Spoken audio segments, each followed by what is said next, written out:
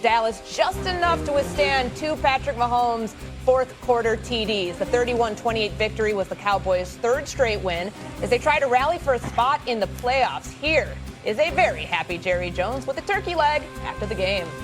What a great win on Thanksgiving Day. So what a Thanksgiving we have about this bunch. I don't think I've ever been in a more appreciative locker room than the game that they played today against a mighty special team.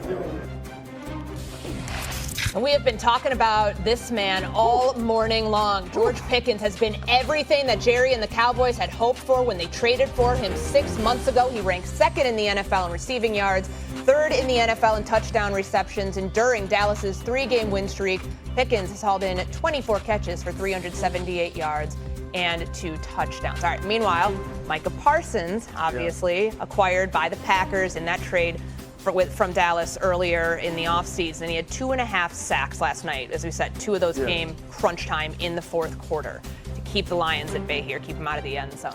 With all of that in mind, when we weigh these two things, has the offseason acquisition of Pickens been enough to mask the loss of Micah Parsons, RC, or how do you see this? Are we asking what's the better acquisition, or are we That's fair. We can go that way. George Pickens? Oh, well, let me show you how I'm standing then. Y'all know who do this after he get one of his 12.5 sacks on the season? Y'all see how Micah Parsons be standing over there after he get the Jared Goff, all the times he got the Jared Goff, starting on the first week when he tracked him down like a freaking lion chasing a gazelle. It is Micah Parsons, and it's not even a question. I get it. What George Pickens is now doing for Dak Prescott is beautiful. You know, if CeeDee Lamb is doubled up, the safety is leaning towards CeeDee Lamb, George Pickens can make plays. But guess what? George Pickens is only in Dallas for a good time. Micah Parsons is in Green Bay for a long time. You're going to build a tradition of winning around Micah Parsons. You're going to continue to draft that defense and that offense and those special teams based on the fact that you know you have a historical player, 12+ sacks in the first 5 years of his career, making history and becoming someone who's going to have a jersey in Canton to state that. That's who Micah Parsons is. Micah Parsons has changed the entire face of this defense. This defense is now something that they can't be and weren't without him. Has Dak Prescott and George Pickens combination elevated Dallas? Yes, but not in the way I feel Micah Parsons has in Green Bay. Stephen A? Boy, you lying. RC. Oh, my God. Oh, which one? Which one? Go ahead, Cam. Go ahead, Cam. Who y'all mad? They just don't have the room where they're at in their remote studios to be able to stand up and do all the things that you were doing. They can't stand up like me. Exactly. Well, fortunately for this particular celebration, I don't have to stand up because we've been seeing this all year. And it's one of those things. It's one of those things that when you say Ryan Clark, he's here for a long time, not a short time, you don't know that, so you can't say that. What George Pickens, Mr. Crash Out as I call him, has shown this year, he's exceeded expectations. And you want to know who's turning the clock and saying, like, yo, that's somebody that got away. Well, ask the Pittsburgh Steelers. Your Pittsburgh Steelers, Ryan Clark. Your Pittsburgh Steelers, Stephen Anthony. If they will want George Pickens back, George Pickens has literally said, hey, hold on. CeeDee Lamb, hey, you straight, bro. Respectfully. Now, if you don't doggone pick up your level of play, we have another person that's going to force you to make sure that you pick up your level of play. Now, the thing that you start to think about it, you start to say, like I said earlier, we're not used to the Dallas Cowboys playing this way. We're used to the Dallas Cowboys leaning on a strong offensive line. We're used to the Dallas Cowboys leaning on a run game. Well, this week or this year, they've reverse engineered that.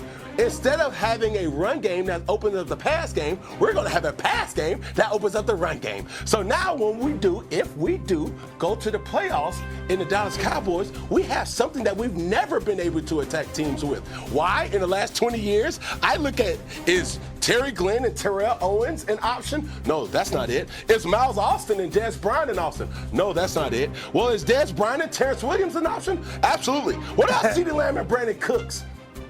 No. What George Pickens and CeeDee Lamb offers and gives the Dallas Cowboys is something that the Dallas Cowboys has never had in their whole overall existence. And that's what makes this team completely different than any other team we've ever seen in Dallas. I get what you're saying, but actually both of y'all are wrong. I think the answer to this question is determined by what's going to happen come playoff time. That's what I believe. I think that both of them have been, let me explain. Allow me to explain.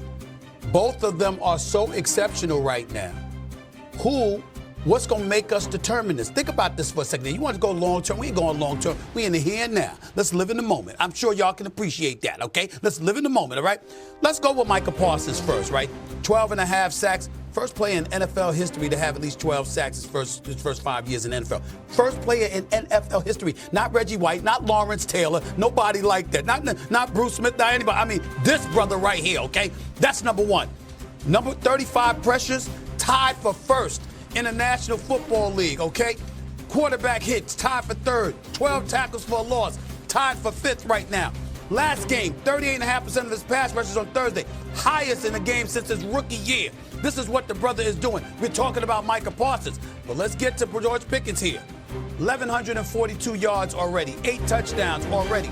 Second in receiving yards in the league behind Njigba. 18 20-plus yard receptions. Tied for, second behind Njigba. Okay, 60 catches for first downs. Leads the National Football League. Career high 8 touchdown passes.